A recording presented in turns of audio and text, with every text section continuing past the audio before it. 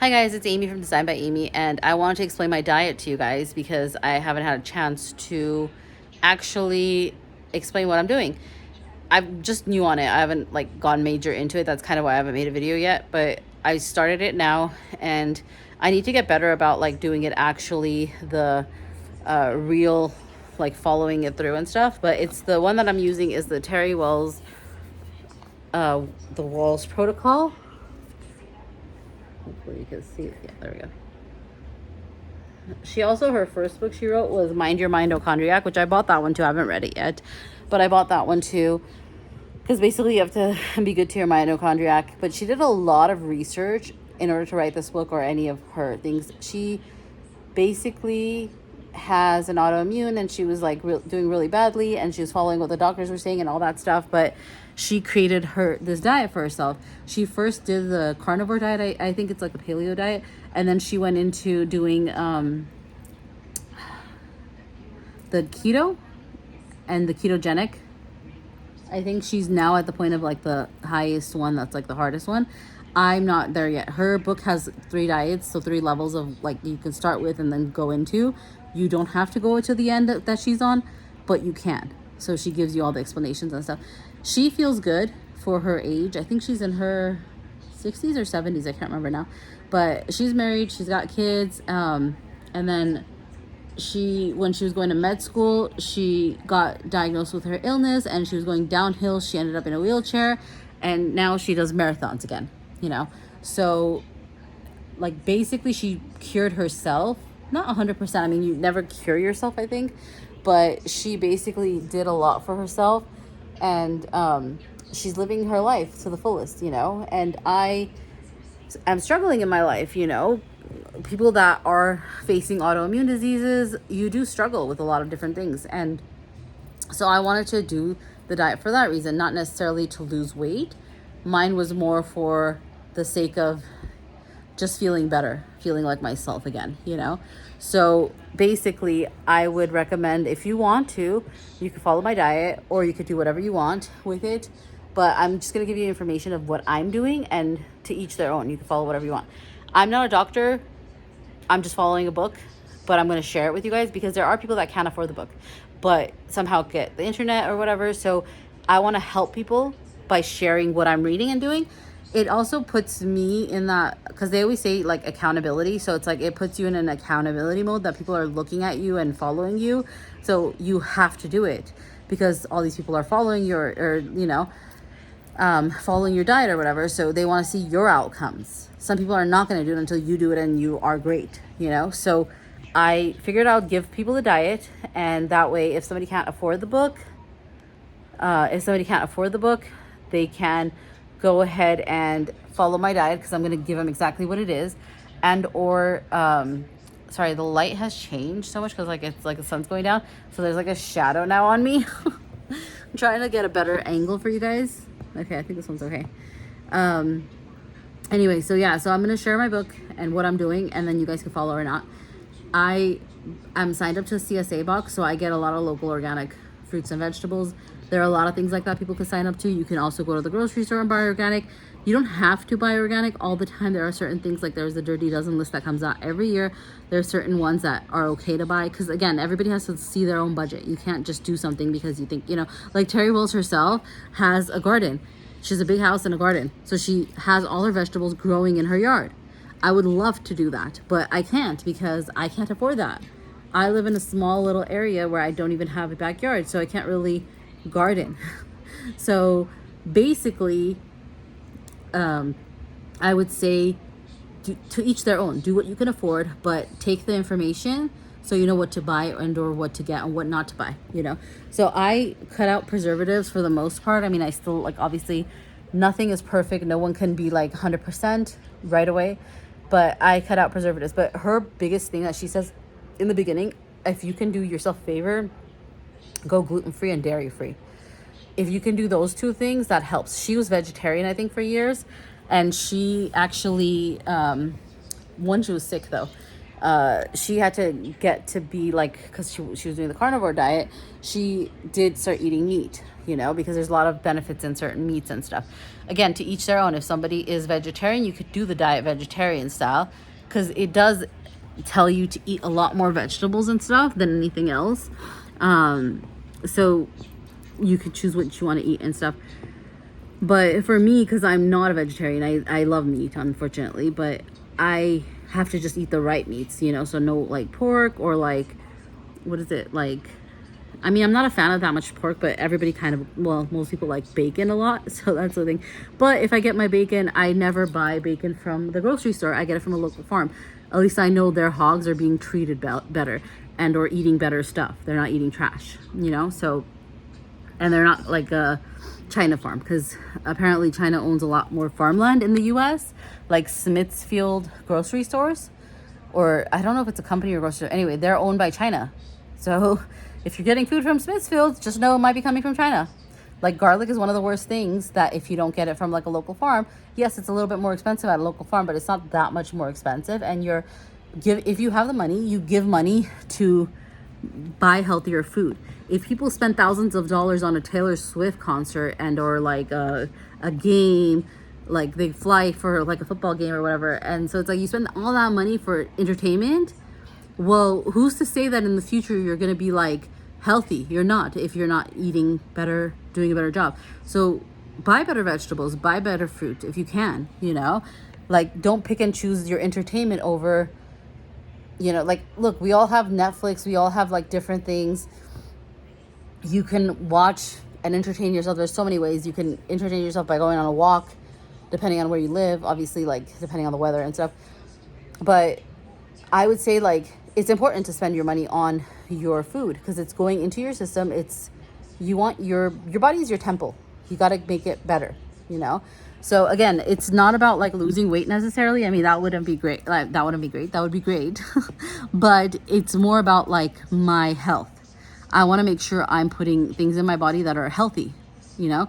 So that's why I'm doing it. And then also because I do have an autoimmune illness and I want it to be like more livable and or curable if it's even possible. You know, sometimes it is, sometimes it isn't.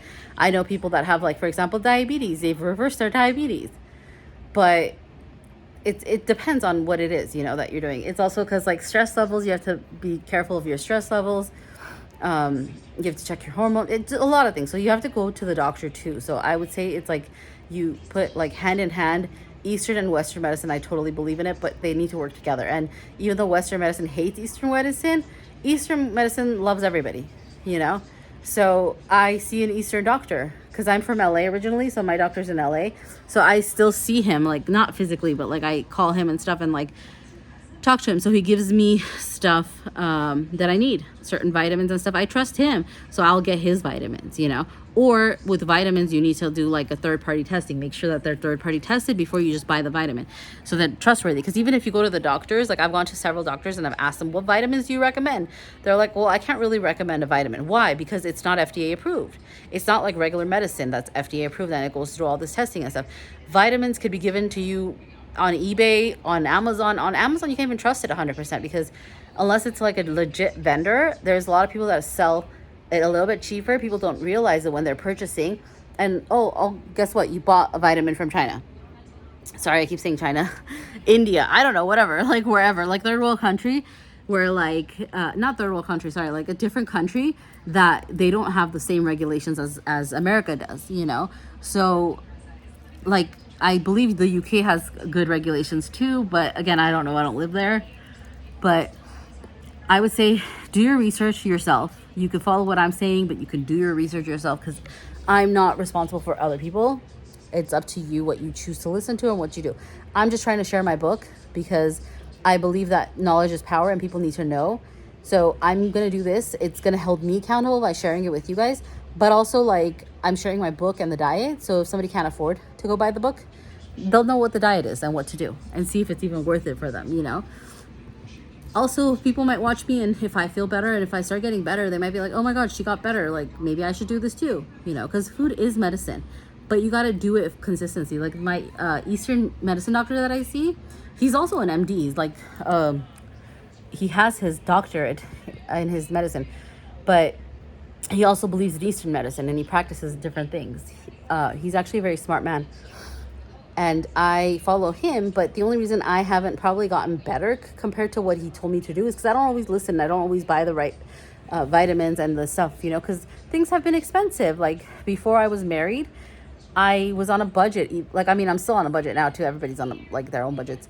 But like, I wouldn't be able to afford all the medications. Like, he would give me B12 thiamine shots, right? Not himself, but like he would sell me that stuff so I can inject myself. It's like vitamins, right? There's also like vitamin D. That one could be prescription, so I can get that with my insurance. Magnesium is another one. Like he's given me. It's like a powder one that he's given me. Well, I mean, I bought it from him, but I trust what I get from him. And if I don't get it from him, if I'm getting it from somewhere else, I need to make sure where it's coming from and how how legit it is before I buy it. So anyway, so I will go ahead and let you guys know about this diet more as I get into it. And if you guys want to follow me, you guys can follow me and find out more about this diet and how I'm doing.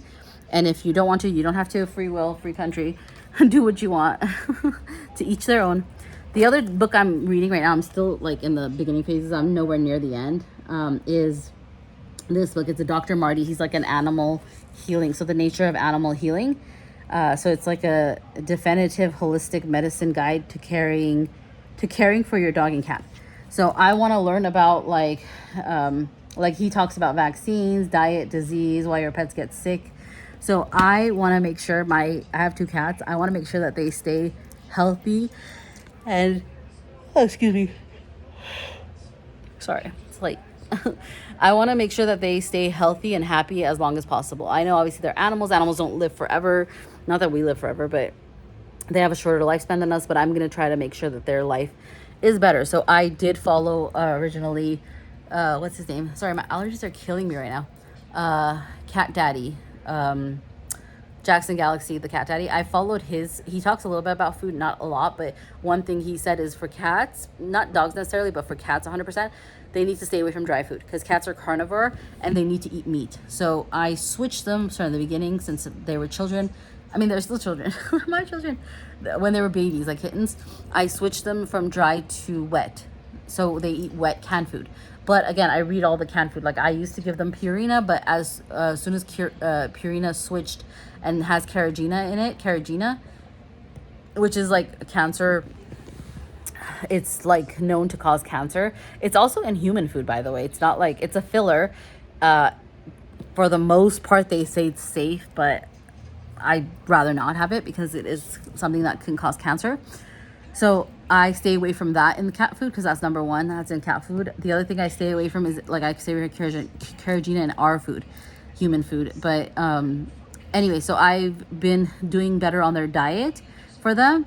Hopefully in the near future, I will get onto Dr. Marty's because I've tried to give them, what was it? I tried to give them, wild caught salmon.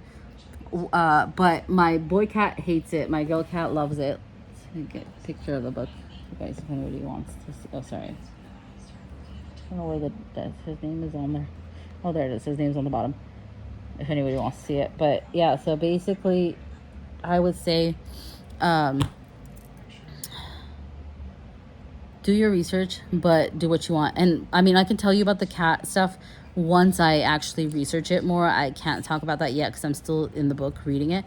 But I will tell you guys what I do. I feed mine wet food and I check the ingredients. So like right now I'm feeding them Nacho, which is like Bobby Flay's brand. For now it's okay.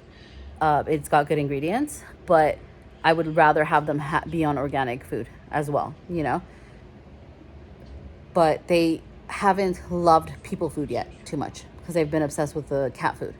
So some things they like, some things they don't like, they won't touch. So I'm trying to be careful about what I give them, what I don't give them. But eventually I will hopefully get them on a raw, or potentially, it doesn't have to be raw necessarily, it could be cooked a little bit, but organic diet of like good stuff that they need. So I'm going to work on myself, I'm going to work on my cats, and I'll share with you guys. Obviously I'm going to do mine first because I read this book and I know what it is and what the diet is. It's hard, but everybody could follow it. But the cat one, I'm still reading it, so I'm not 100%. Well, it's cat and dog. I'm still reading it, so I don't know the diet at all. I know certain like little things that are good for them, but not overall. So I will let you guys know once I read it. So hopefully if you guys like this, follow along. Talk to you guys soon. Bye.